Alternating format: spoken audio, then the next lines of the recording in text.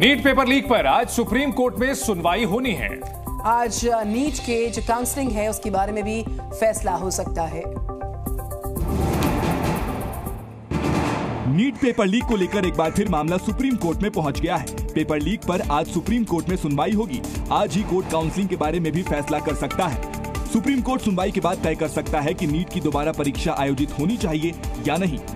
दरअसल supreme court पहले ही साफ कर चुका है कि दोबारा परीक्षा आयोजित करने का फैसला लेने से पहले वो ये तय करेगा कि परीक्षा का लीक कितने स्तर पर हुआ है। साथ ही ये भी कि क्या उन लोगों की पहचान करना संभव है जिन्होंने इस गड़बड़ी का फायदा उठाया।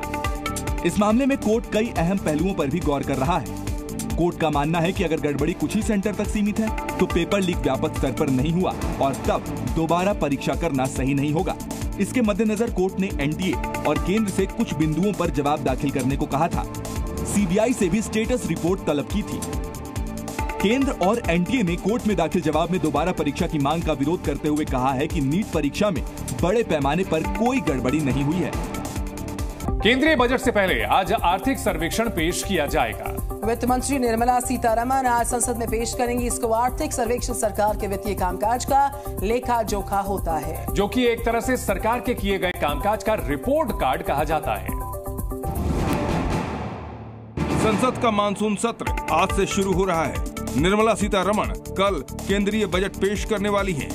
इस सत्र में विपक्ष नीट पेपर लीक और रेल सुरक्षा जैसे मुद्दों को लेकर सरकार को घेरने की तैयारी में है। एनडीए गठबंधन सरकार का ये पहला बजट होगा। बजट से पहले आज इकोनॉमिक सर्वे पेश किया जाएगा। इकोनॉमिक सर्वे एक रिपोर्ट कार्ड की तरह होता है जिसमें पिछले वित्त वर्ष का लेखा जोखा शामिल होता है। पहला आर्थिक सर्वे 1950-51 में पेश किया गया था। 1964 से इसे बजट से एक दिन पहले पेश करने की परंपरा शुरू हुई, जो आज तक जारी है। जनता को इससे अर्थव्यवस्था की सही स्थिति का पता चलता है, बल्कि कई चुनौतियों के बारे में सरकार बताती भी है और उन्हें दूर करने के बारे में भी सर्वे में सरकार की रणनीति बताई जाती है। सर्वे से आम जनता को महंगाई, बेरोजगारी के आंकड़े तो मिलते ही हैं, साथ ही निवेश, बचत और खर्च करने की योजना के बारे में भी पता चलता है। माना जा रहा है कि इस बार का बजट मध्यम वर्ग पर फोकस हो सकता है। पीएम मोदी ने भी चुनाव जीतने के लिए मिडिल क्लास और घरेलू बचत बढ़ाने की बात कही थी।